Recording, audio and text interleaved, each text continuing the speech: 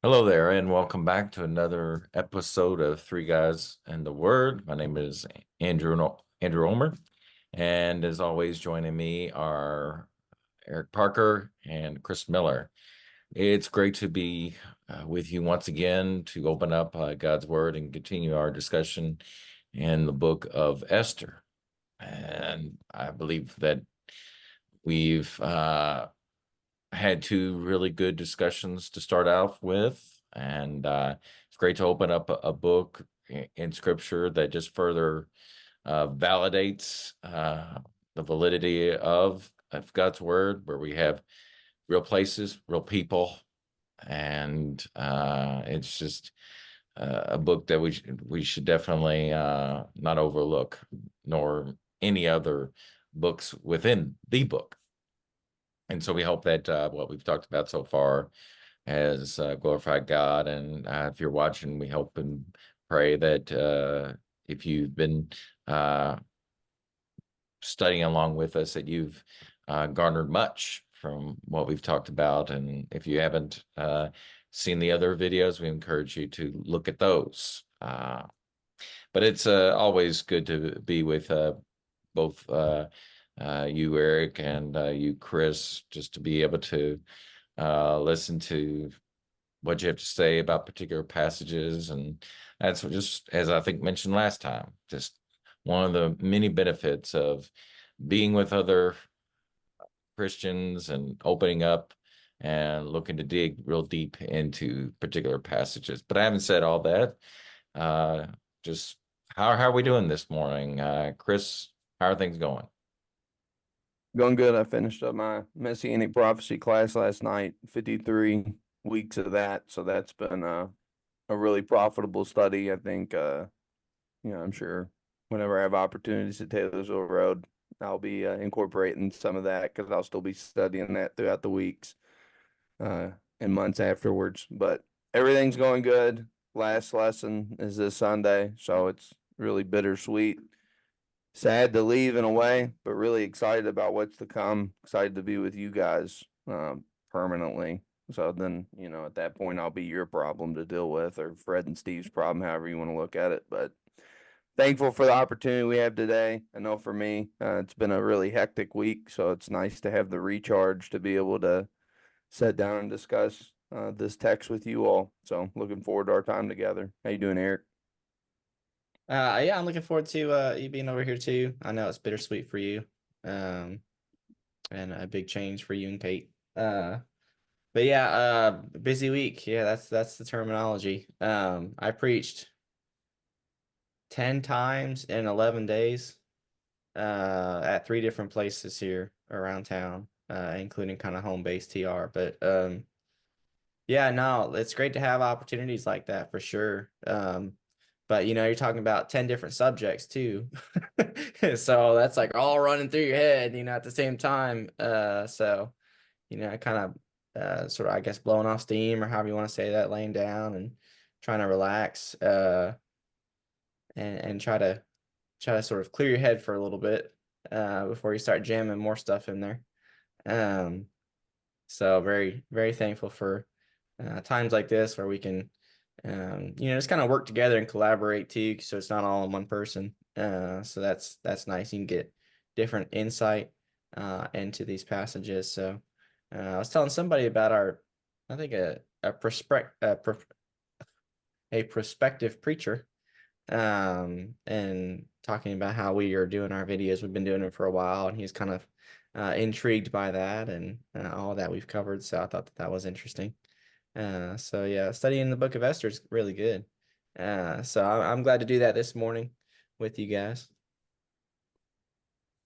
Well, it's good to be able to open up, as I mentioned, um, the word as always. And before we started the video this morning, just talking about what occurred last night when we got out of Bible study, just saw the impressive nature of God and His creation, and got to see something that don't often see in the sky, but it just happened to be that the weather was so perfect that you can see a rainbow, and it's just a beautiful reminder of who God is and his promises, and just that he's there.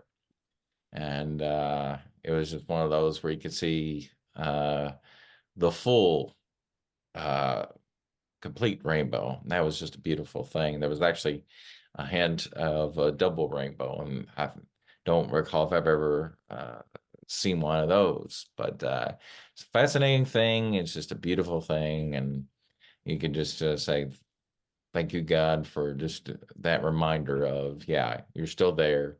You're still in control, holding things together, and uh, God be honored and praised. So.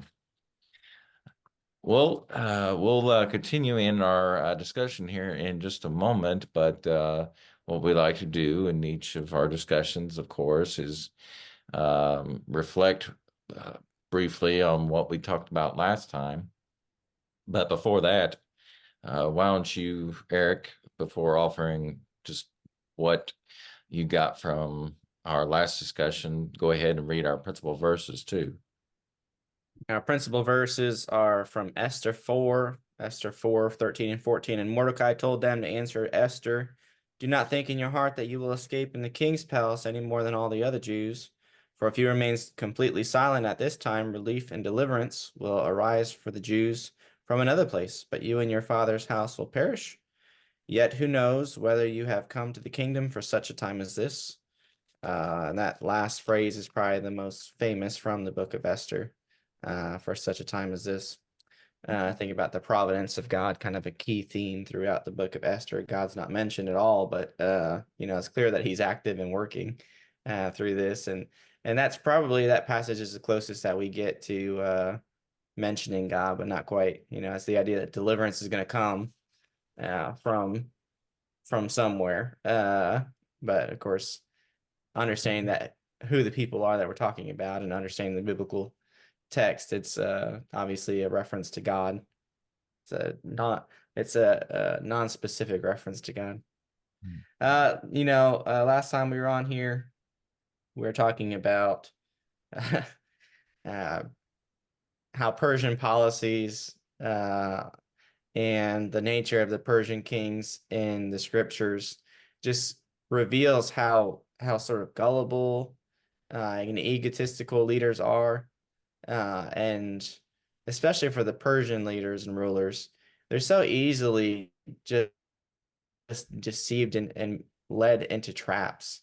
That happens in Esther, that happens in Daniel, that happens in Ezra and Nehemiah. It's just the Persian rulers are like dolts, they're just led, they're just led right into these things. And that's kind of the portrait that we get with the king. And so Memicon steps up, and he's kind of the leader of the princes of the king, and he's like, well, you know what you need to do? You need to publish something throughout the whole empire about Vashti and her refusal to come out, so that men can be the kings of the castle, and so that our wives just don't disrespect us, because otherwise it's going to go out through all the kingdom, and you're going to look like a fool. You're going to make us all look like fools, and people that don't wear the pants in our family. And so you need to do something about this. You need to send out a notice about this. And so the king's like, yeah, that sounds good. I'm going to do that. So he ends up doing it. He writes it out, and like, of course, he has all of his writers and scribes and things write these things out in every language for all 127 provinces of Persia, which just shoots himself in the foot and shoots everybody else in the foot, because that's the thing that they were concerned about, is that the whole empire would know, and they're actually facilitating that and using their absolutely like incredible and innovative mailing system in Persia to make sure that everybody knows what happened, and to make sure that everybody knows that these men are sort of overcompensating, and that, of course, being basically just fuel for the fire, and making the heads of the household look silly, and making sure that the king looks silly as well. Now, the only teeth that would be in that is the presumed consequences that Vashti underwent because of her refusal, but those consequences are not specified to us. There's like one little hint that you get, but it's not even really super clear about what happened to Vashti. You would expect that probably she would have been put to death, but we don't even get that clarity. But it's just kind of silly, you just watch the kind of rulers talk to the figurehead ruler and tell him to do something, and he does it without thinking, and it just ends up being terrible. Chris? It's funny, he's the king, but he seems more like a puppet to me. Like you said, kind of the king being told by the real kings what to do, and he's easily manipulated, and you see that all the way through the first chapter. And like you said, Eric, looking at the history aspect of it, you see that throughout history too, that these kings are kind of gullible. And even the Israelite kings in some ways were that way too. They were persuaded by different people to do things contrary to what God commanded. But this guy is egotistical to the point that anything he does is trying to save face. It's trying to make him look strong. And like you said, it does the exact opposite. It's like, handle your own business at home. I think he put Vashti in a terrible position in a public situation where he's at the point where really no matter what he does here, it's going to make him look bad. And that kind of tells us where the Persians are at this period of time. If this guy can't even decipher situations like this, you had brought up, I believe, last week, Eric, or 2 weeks ago with the Greeks. He made miscalculations with them too. So he's making miscalculations with war. He's making miscalculations with his house. So you're seeing someone that in all reality seems very irresponsible and really lacks discernment. I'd said this last week, who you surround yourself with is very important. These people very well could have been giving him this information because they knew he would just do whatever they told him. And then he would ultimately, be removed or make himself look like a fool. And then they may be able to take control or power because the people would be so frustrated with him. I do think it's interesting. We talked last week, you have them try to tell him basically at the end of chapter 1, let's have a beauty pageant for him so he can find his next wife. So it's, oh, we're going to show the whole country that Vashti wasn't fit to be the queen. But really, in all reality, Xerxes is showing he's not really fit to be the king with his conduct and his actions. And you would think he would be more concerned about the country and the people than, having a beauty pageant. But that once again kind of shows where his priorities lie. It's really kind of vain stuff that really doesn't amount to anything.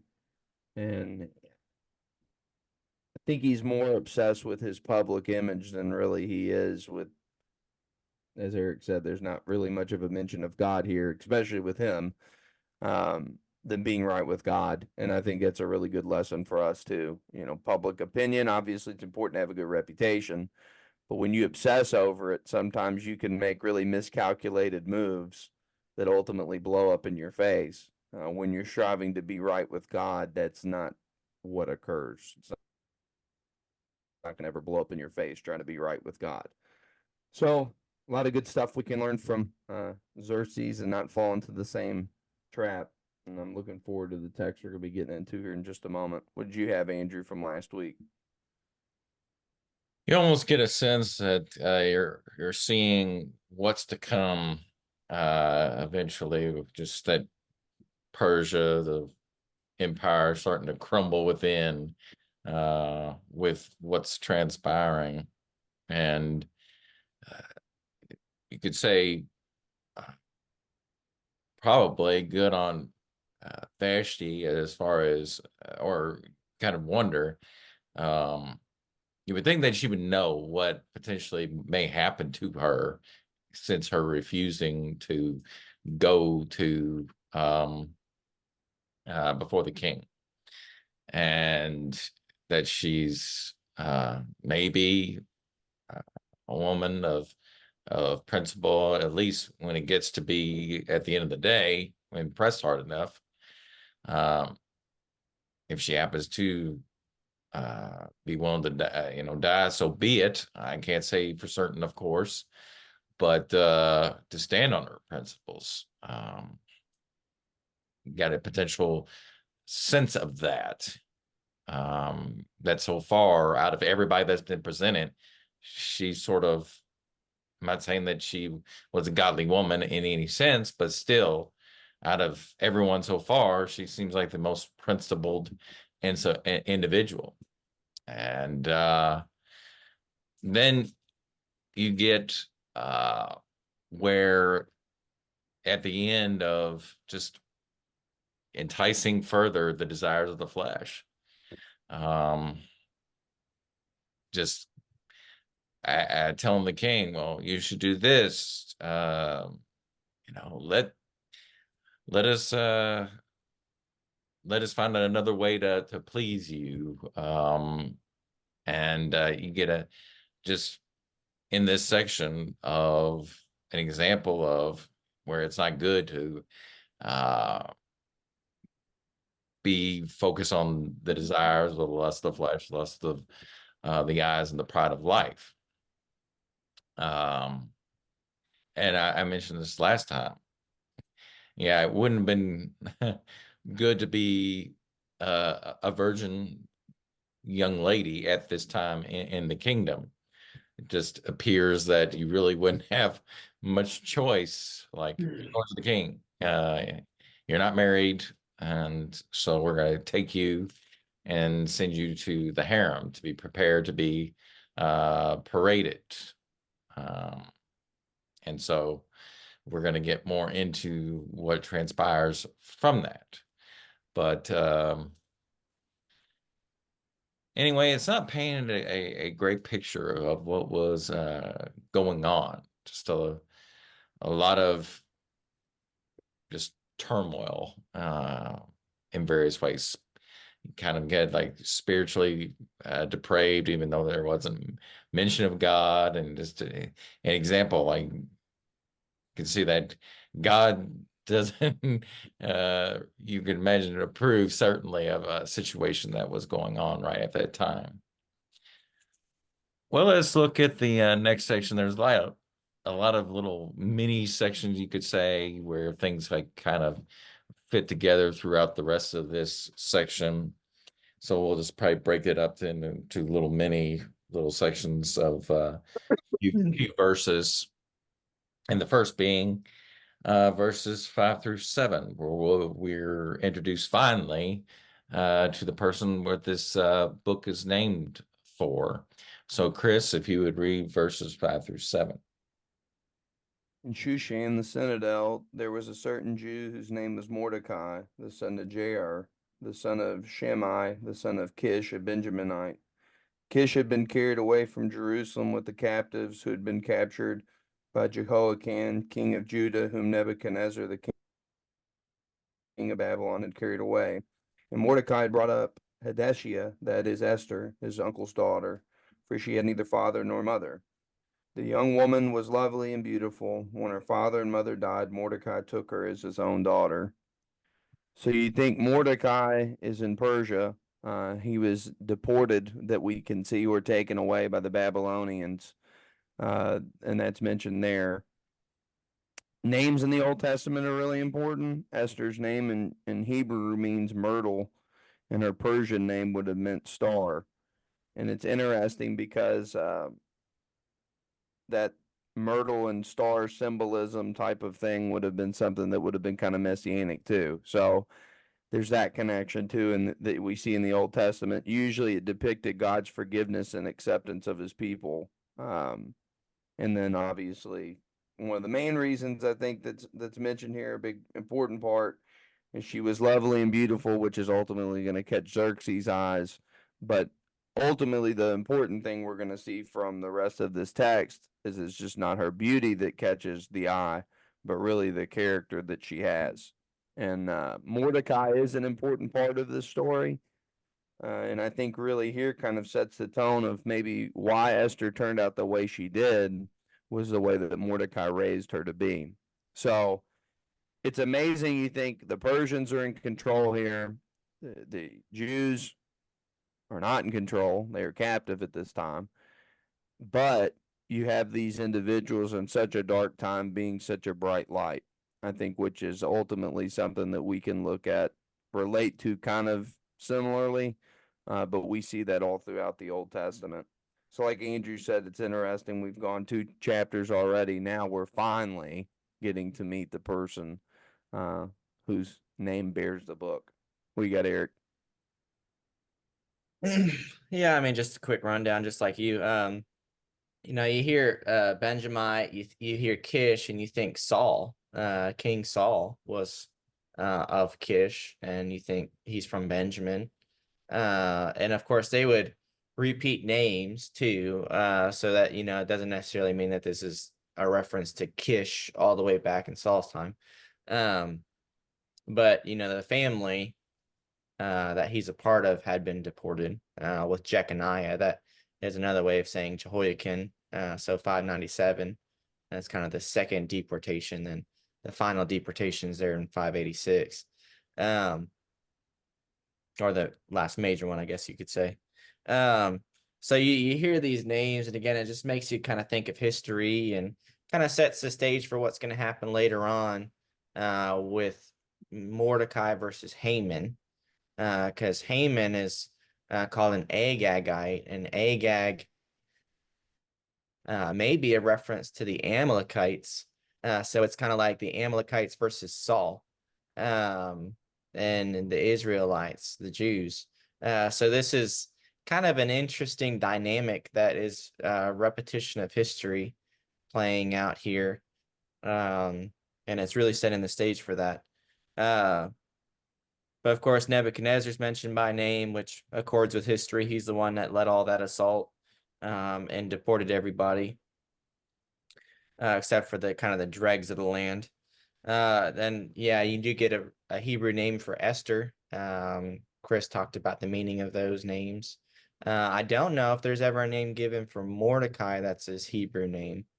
I think just his Babylonian name, which I find to be interesting. I wish I knew his Hebrew name because they were still having Hebrew names with Daniel and Hananiah, Mishael, and Azariah. Of course, that's going to be a little before this, probably, before Babylon's been conquered by Persia. But you would expect if Esther has a Hebrew name still, then Mordecai probably has a Hebrew name as well. But his name's not provided for us, to my recollection. I'm sure Jewish history probably gives him a Hebrew name, but yeah, there's just kind of a pitiful situation with Esther. She's an orphan, and of course she's taken in by Mordecai, and the New International Version uses the term adopted in reference to her, that he adopted her, which seems to fit well here. And she's mentioned as being lovely and beautiful. That sets the stage, obviously, for the big beauty pageant. But in addition to that, there's kind of a biblical pretext for this. Whenever somebody's mentioned as being beautiful or lovely, usually in the biblical record, that means that they're going to be successful despite hardship. So like Joseph is mentioned in that way.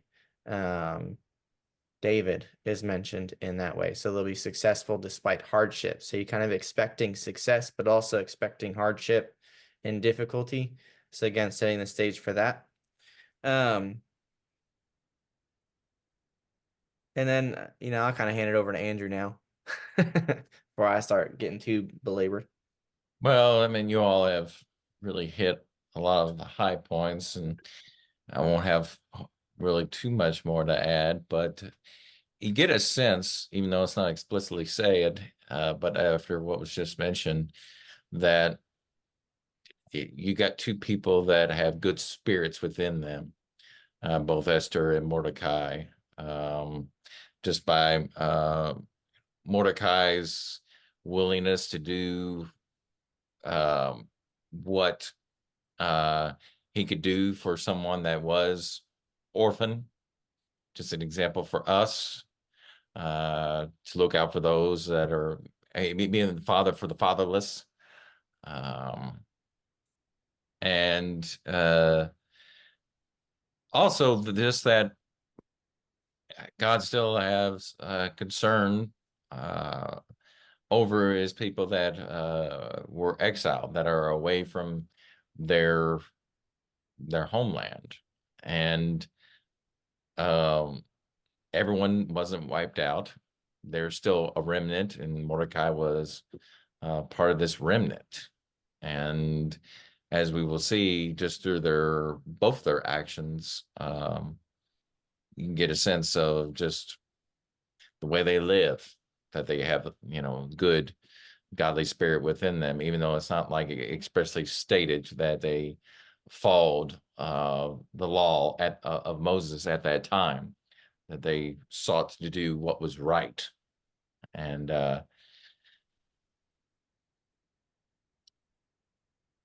think that you all just pretty well covered everything that was to be said in those few verses. I'll go ahead and read verses 8 through 11. So it came about when the command and decree of the king were heard, many young ladies were gathered to the citadel of Susa. That's interchangeable with Shushan. We've mentioned that the last few times. Uh, into the custody of Haggai, that Esther was taken to the king's palace into the custody of Haggai, who was in charge of the women. Now the young lady pleased him and found favor with him. So he quickly provided her with her cosmetics and food, gave her 7 choice maids from the king's palace, and transferred her and her maids to the best place in the harem. Esther did not make it known her people or her kindred, for Mordecai had instructed her that she should not make them known. Every day, Mordecai walked back and forth in front of the court of the harem to learn how Esther was and how she fared. So, something made the uh, servant of the leader, the one who facilitated this harem, notice Esther. Uh, Drew her, whether it be looks, again, just her disposition. But Esther, above all, seems to already stand out. And you're already starting to see that something's going to happen uh, with her in her regards.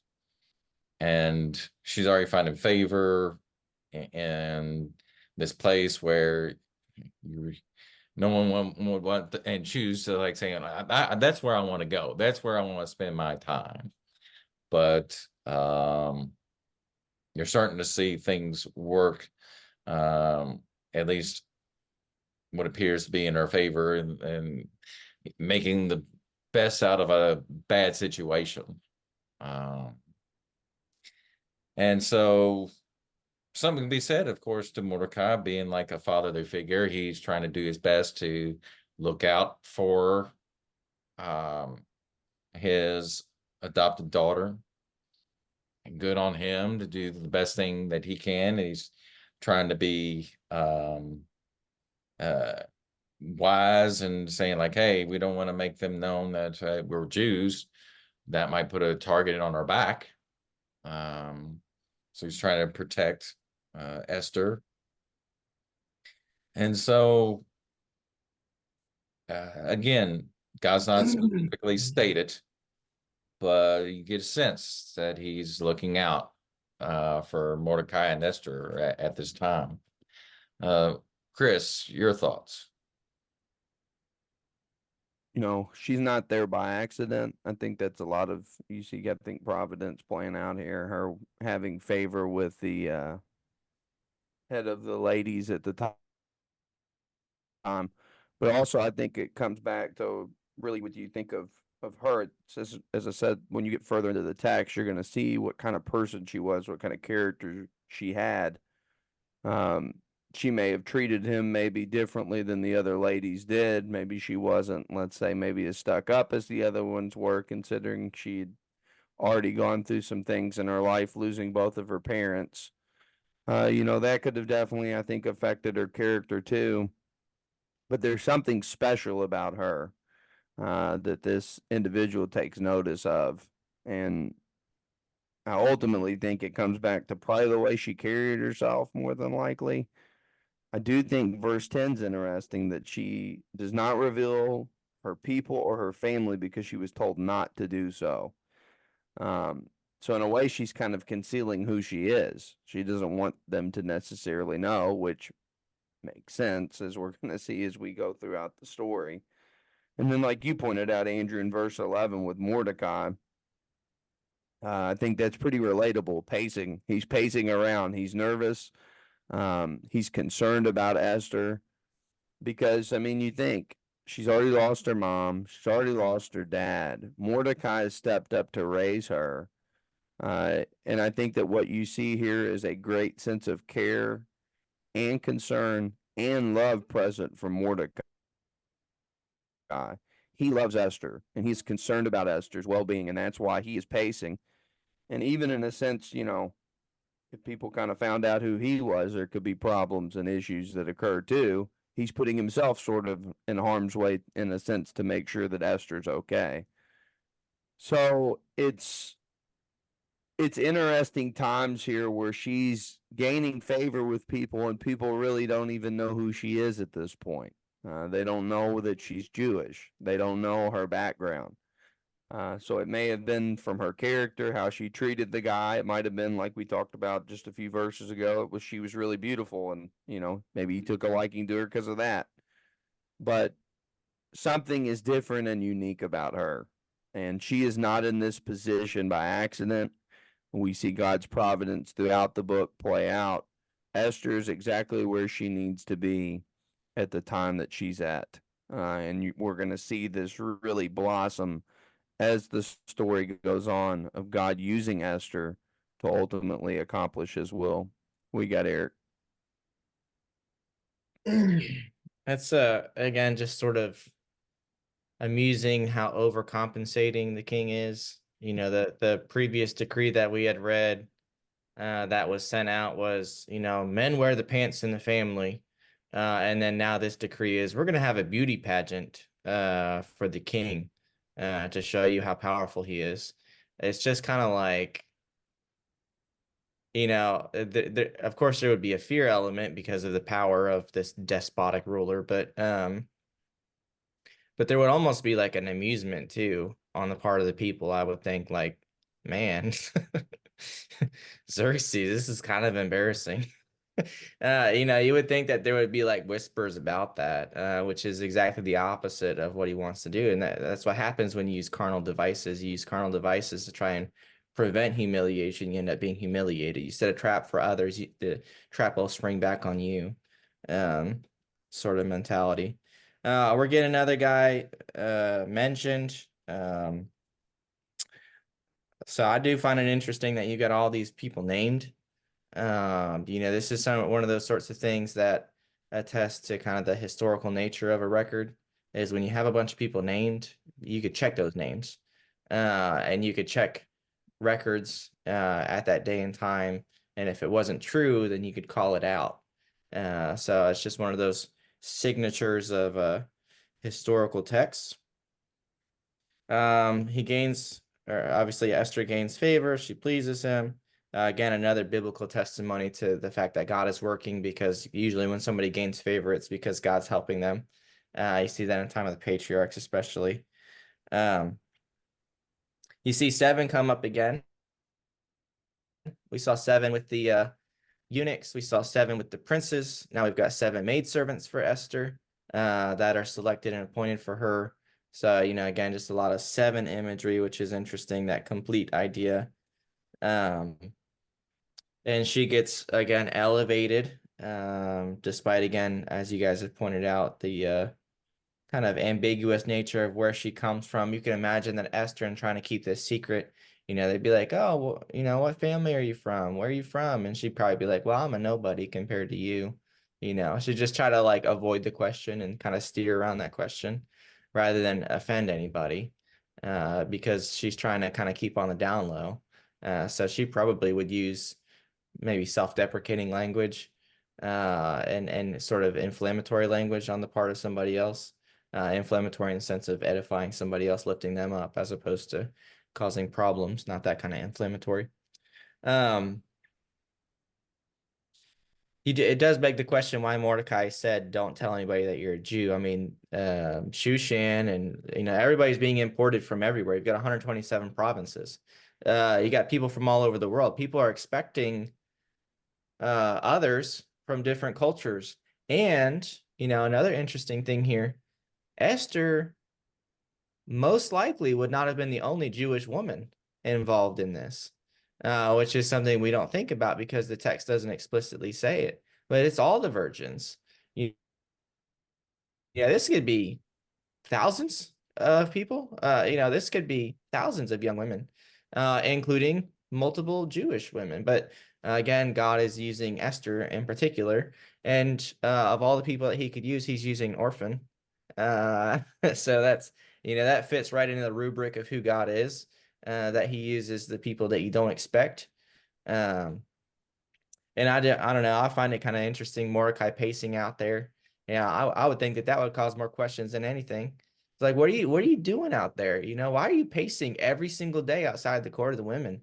Are you trying to get like handouts or something? Like, are you trying to, I don't know, like, are you trying to pair up with somebody who's rejected by the king? Like, are you trying to influence this in some capacity? You would think that that sort of thing, that sort of behavior would beg more questions than maybe what Esther's doing. So, Mordecai, I don't know. He's kind of like, he's interesting to me. Like, why does he make the decisions that he makes?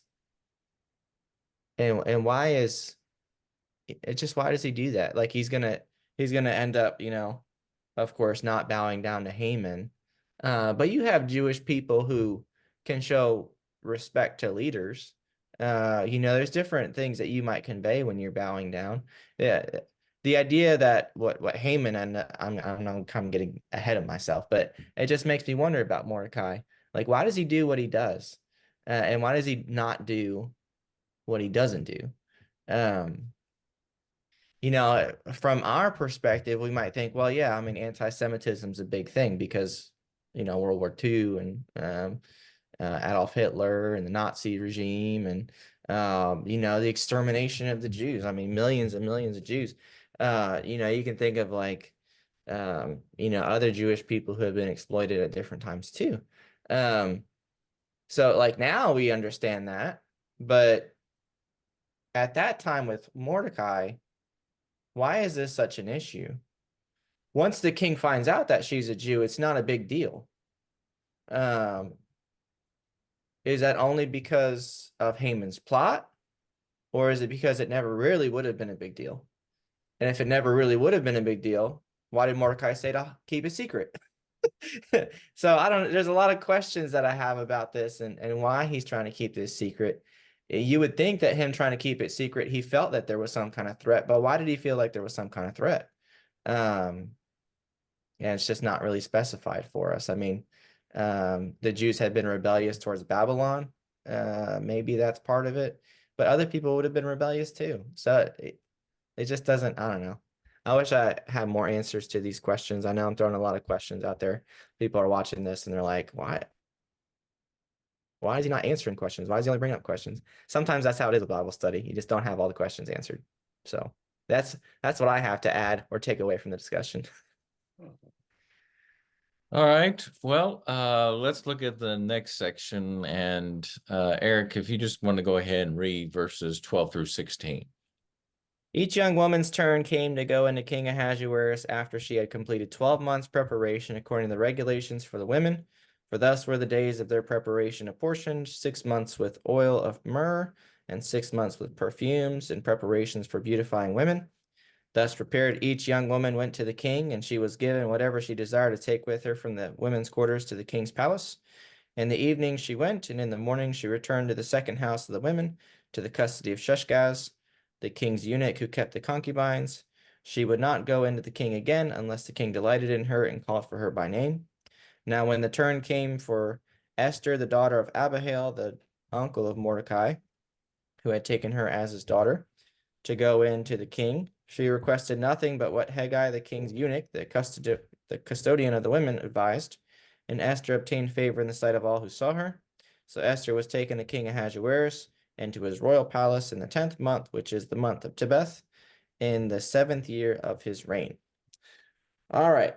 So, I mean, let's just be honest. This is gross. I mean, really, this is gross. They take a year making all these women kind of conform to the royal mold, and sort of making them acceptable enough, by using, myrrh, which that would have been expensive. I mean, all these women trying to give them myrrh for 6 months, that would have been just outrageously expensive. So that's probably at least part of it. I mean, myrrh has certain benefits as well, so there's obviously that. But some of what's being conveyed in this text is just how ridiculous and expensive and how much of a big deal this was. And you don't know everything that's going on, but the young women are going in the evening and they're leaving in the morning. So, what do you think's going on? Which is again kind of gross that this is happening with the king and how long all this happens. Just kind of how gross it is. You get another name of Shashgaz, and he's overseeing the concubines, and this was just such a big deal, and such a scourge on the empire. I mean, so gross. Esther, you get kind of a reference to her lineage again, where she comes from. She's not unimportant. She's very important. She's becoming even more important. And she just keeps gaining all this favor. It's kind of like Joseph. No matter what gross, difficult situation she finds herself in, she keeps gaining favor. And that's kind of how Joseph was as well. That despite all those hardships, that he keeps gaining favor.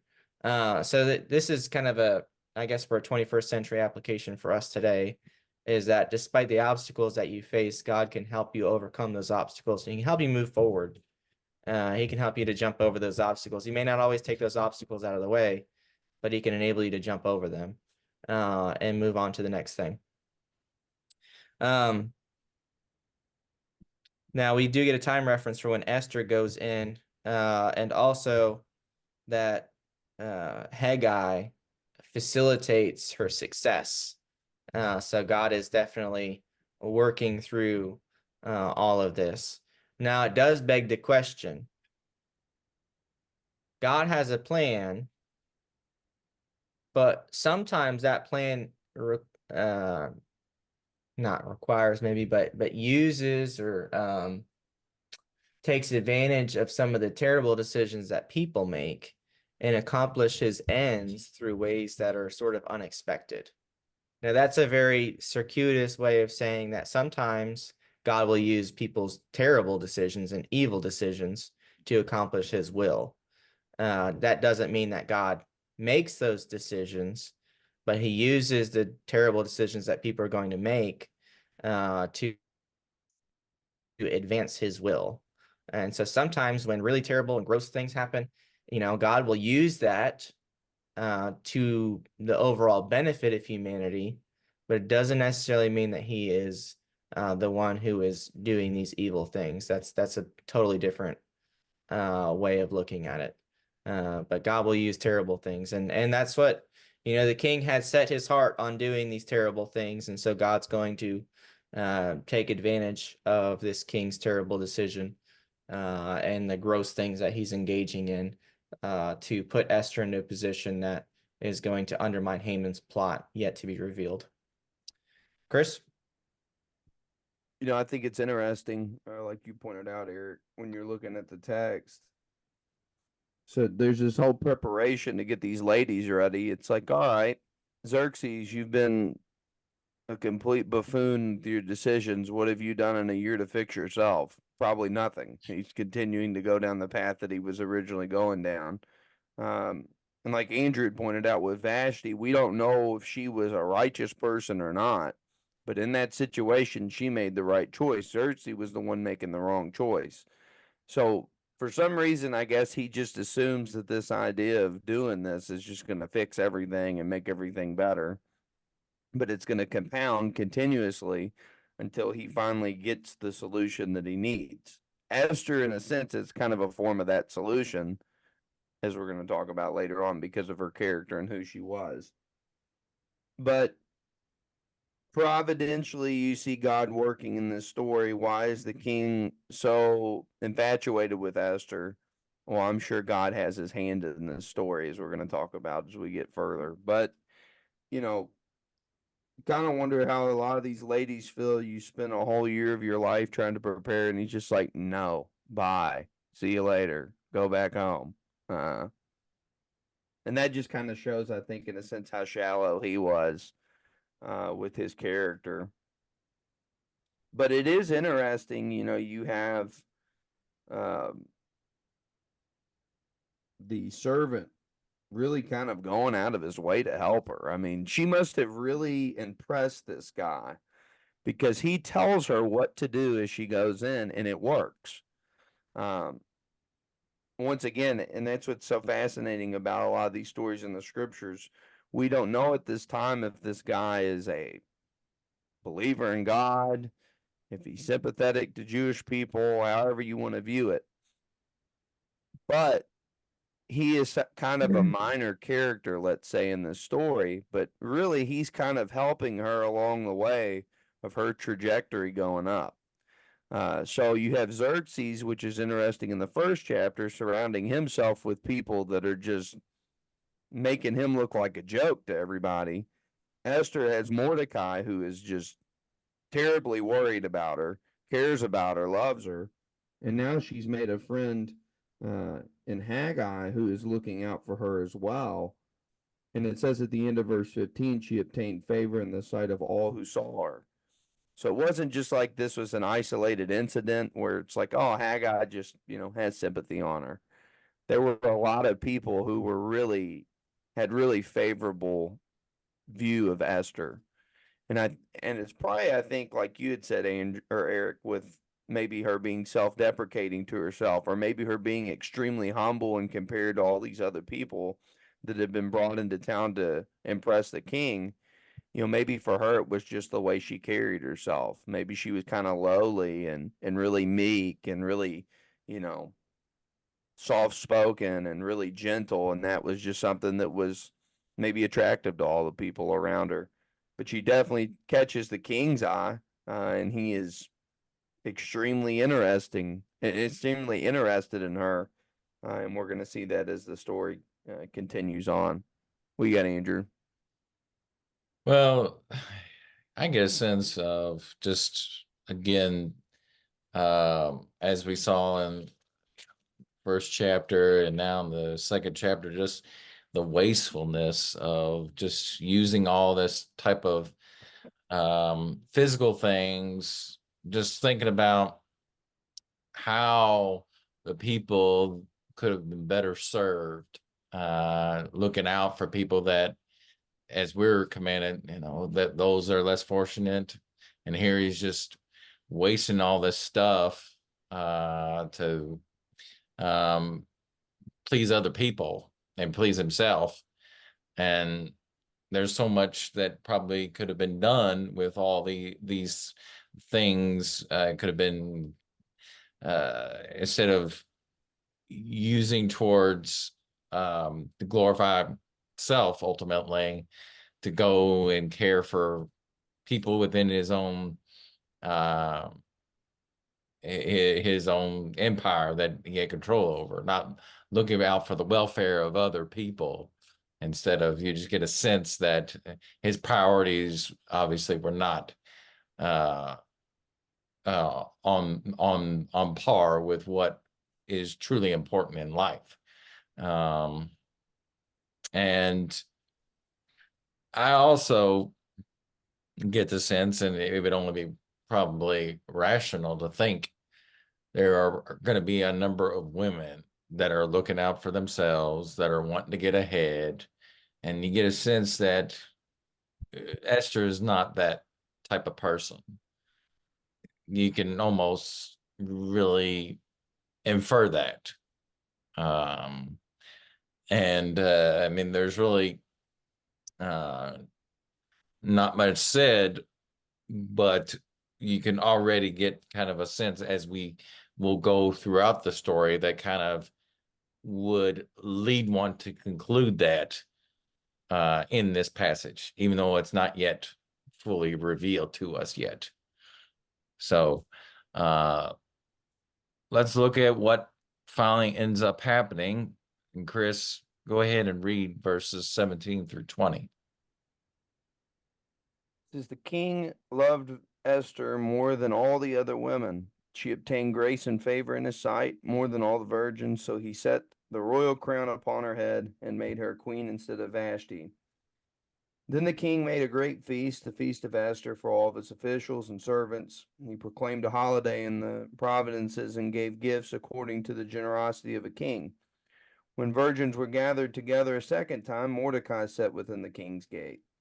Now Esther had not revealed her family and her people, just as Mordecai had charged her, for Esther obeyed the command of Mordecai when she was brought up by him. So, like I said, the king's like, yes, I'm picking Esther, and he he sets the crown upon her head and made her queen instead of Vashti. So, you know, I think he was obviously liked Esther, but I think it's also kind of a slap in the face of Vashti saying, "Hey, this is someone better than you. She'll do what I tell her to do, unlike you," type of thing. Um, in verse 18, once again, we see that Xerxes likes to have feast, like we talked about in chapter 1. And this feast is dedicated to Esther, which I think she's, really deserving of it from what we can tell in the text so far. So his officials, his servants, all of them are there. He proclaims it a holiday. So it's like everyone in the kingdom observes this. And then here we go at the end of verse 18. He gave gifts according to the generosity of a king. So here we go with the whole I've got to keep this public image up. I'm the king. I've got to have this feast. I've got to give you gifts. You have to just see how generous I am and how much I care about you. As you look outside, really the palace, the empire is really not in the best shape at this point. But he's trying to really overcompensate. Virgins are gathered again, and here's Mordecai again, sitting and waiting. And you can just imagine him still pacing. And in verse 20, I think, you would think with Esther at this point, maybe she would feel safe to kind of reveal herself at this point, but she doesn't. And that really shows specifically the end of verse 20 is what sticks out to me. It's not that Mordecai loved Esther and cared about Esther. It was mutual. Esther loved Mordecai, and I think she realized that Mordecai had stepped up to care for her when her parents had passed. She respected Mordecai, and she truly believed that Mordecai had her best interest at heart. And that's what's interesting between Esther and Xerxes, the comparison you can make so far through these chapters, is Esther surrounded herself with the right type of person in her life. She really trusts Mordecai, and Mordecai truly wants what's best for her. There's a reason he's telling her, don't reveal yourself yet. Don't say where you're from. He's really concerned about her. While Xerxes' princes around him are just like, go make a fool of yourself. Who cares? We're going to give you terrible advice, and we know you'll do it. But she's an adult at this point, and she still has respect and reverence and honor for Mordecai. I think because of what he did for her. So, God has put Esther in this position. Mordecai's in this position, I think, put by God as well to advise and help Esther. And Esther is going to bring something to this group of people, this kingdom that they've not had. She's going to be a light and really shines extremely bright compared to who you think sits on the throne next to her. What do you got, Eric? Yeah, I don't know that we know Esther's age, do Yeah, we? I don't think I so. mean, she could have been an adult. She could have been a Yeah, teenager. You hear virgin and that makes you think like probably a teenager. yeah, But not necessarily. I mean, somebody could be a virgin when they're 90 years old. I don't know. Like in theory, somebody could be a virgin that long. Well, I don't know that we have a reference to her, but definitely we see deference on her part to Mordecai. I mean, she loves him too. It's not a one-way street. Um, Now Esther does begin to lose her way, and I think Mordecai has to remind her of her way in chapter 4. And that's kind of our key text was don't think that you being in the king's household are going to be exempt from this, that you're just going to be untouched from this and it's not going to bother you at all. It will bother you. So Mordecai does have to kind of reignite that later on. But right now, you get a very positive impression of her responsiveness towards Mordecai. And, at the beginning, usually we have an easier time when things are going well with us to maybe be show deference to people. But then later on, you kind of lose your way sometimes. So that may be what happens with Esther. Um, the feast in verse 18. There's a lot of feasting that's happening in Esther. Chris kind of hinted at that, at the beginning. Ahasuerus is having this glorious feast for like a whole year, or like for half a year, 6 months. Then he has like the week-long feast that Vashti's supposed to coordinate. And then you have the Feast of Esther here. By the end of the book, you're going to have the Feast of Purim, which is still observed today. Unfortunately, it's basically become like a big drunk fest. So there's an irony in what it's become today. But the Feast of Esther is interesting and holiday, of course, in all the provinces. And you've got the generosity of the king as the empire is decaying and falling apart. He's throwing a party and, dispersing loaves of bread, kind of like the Romans did later on, uh, proven to fail on the part of the Persians, but the Romans still did it anyways. Um, yeah, Esther, she's still kind of secret about this. And again, I have the same questions that I had before, why did they feel the need? I mean, they felt the need to be secret about it. Why did they feel a need? And the obvious answer to that, the obvious speculation to that would be that there was a perceived danger. But why was there a perceived danger at this point? Because we don't have a whole lot of clarity about an expectation of danger. Um, but obviously they took actions based on the knowledge that they have, and the knowledge that we don't have should not lead to conclusions to upend or question the decisions that they made based on the knowledge that they did have. Um, Hopefully that made sense. It made sense in my head. Andrew? I just a thought came to my mind, and again, and I'm not 100% where I'm going with this, but just thinking about when we were introduced finally to Esther back in verse 7, we realized that she had already experienced significant loss. Her mother and father taken from her. Don't know why or how. Um, but then another year is taken from her, at least in this harem. And so I don't know how she's shaped by that. She's experienced, from what it seems, already significant adversity in her life. And it seems also that she's held up, maybe due to how Mordecai has sought to brought her up, and kind of get that sense that he's been able to do that. And she recognizes that. But I struggle to see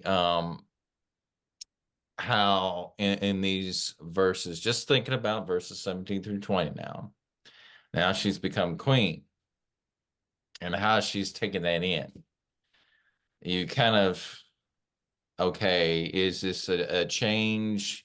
I've gone through, because some people would see this, of course.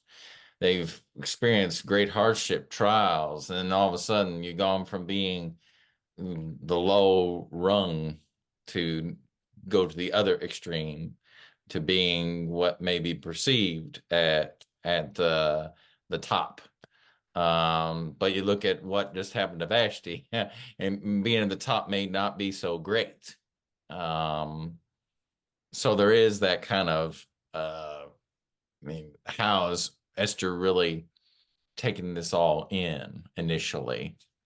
And so that's one thing that I am curious about, just seeing where she came from and just the trials. And she's a relatable person in the Bible. She can relate to people who've lost parents, and but she still had someone that stepped up uh, and went out of their way to take care of her and truly cared for her. And thankfully, it also appears that Esther does not forget that. And sometimes people can take that for granted, um, have a sense of resentfulness after losing like family, and or in this case, she recognizes she still has someone that cares for her and still wants to maintain that relationship. And so those are just a few thoughts that came to mind, and there's will be more development that occurs throughout the rest of the story. But I think why don't we just leave it there for the time being? We'll pick up next time to see what happens with Mordecai. But any final thoughts that uh, anyone wants to share before we close today's episode? Uh, yeah. I had my kids were partying in the background to some music. So I figured that I didn't want to incorporate that into our discussion on Esther. Um, God can use anybody from any background to accomplish great things. And we're gonna see that play out in Esther. So that's what I wanted to kind of end on my part. Chris, you have anything? I think it's interesting. You have, uh, the book's about Esther, we say, but ultimately, they're small, let's say smaller characters that play a big role in her story. Mordecai is not mentioned as much. People know who Esther is, but they may not know who Mordecai is. Well, Mordecai is foundational to the story. If God doesn't, put Mordecai in the time and place that he is, Esther may never get to the throne. Haggai is another one that is also helpful for her, that God uses him as well. And God even uses, as we said, the situation with Vashti and Xerxes to his glory. So, no matter how bad the situation may look, or how daunting the task may be, God is ultimately going to be glorified and praised in whatever he does. And I don't know how you couldn't read this book and see God's fingerprints everywhere. She just so happens to be in this spot. Mordecai just so happens to, and Haggai just so happens to, find her favorable. So it's something I think we can take to. God's in control, and that's something that we can all be comforted and strengthened by each and every day. And I just want to see one final thought. There's all this type of physical feasting that are taking place, and those things obviously come to an end. But the spiritual feast that will occur in heaven will never end. And can't imagine, begin to fathom how wonderful that will be. And that's what we want to be a part of. Um, those things ended. Those temporary temporal pleasures came to an end. And putting hope into those type of things, hope in the physical, which you kind of get a sense that this king and certainly kings throughout history, kings throughout the Bible, put their hope in physical things. But the person who believes in God and puts their faith in Christ put their hope in the things that will last for all eternity. And that's what's truly important. That's what we need to be putting our hope in, something that will never fade away. And we hope that you have that desire if you don't already have it. And don't hesitate, as we like to stress, if you have questions, whether it be on what we've talked about in Esther today, or if you have questions on what it means or what it looks like to have a relationship with God and Christ and to know His will. We just want to make sure that we are all striving and working together to have that right relationship with God. Because when it comes to be our time, when this time on this side of eternity is over with, where we no longer are alive. And then when we come face to face with the Lord, with Jesus, we want to make sure that we are welcomed and not told to depart. So our hope hopefully is focused in on making it to heaven. And we just have that desire, not only for us, but for you as well. Don't hesitate to reach out to us, and you can find us at the Taylorsville Road Church of Christ Facebook page, or at TaylorvilleRDChurchofChrist.com. You can reach any one of us, and we'll gladly talk to you further about what the scripture has to say. So just thank you as always for tuning in. We hope, Lord willing, we'll have another episode of Three Guys and the Word next week. But until then, may God bless you and take care.